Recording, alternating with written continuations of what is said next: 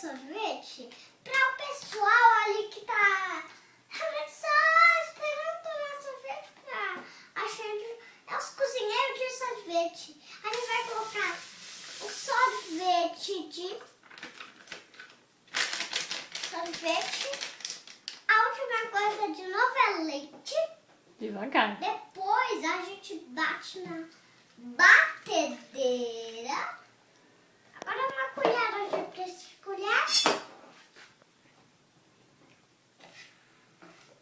A colher vai ser pra...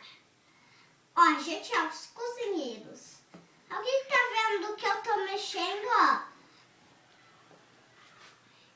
Não é assim que se mexe. Ah, claro que é. A minha mãe sempre faz comigo isso. Ah, essa mãe. O que se faz agora? Agora, nós colocamos isso aqui na batedeira para bater. Adicione o leite granulado em forma. Leite granula e choleleleca.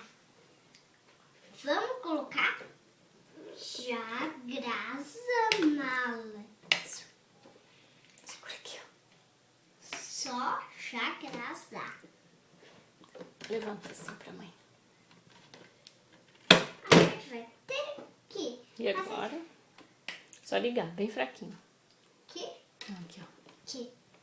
Deu. Opa. Segura a colher pra mim.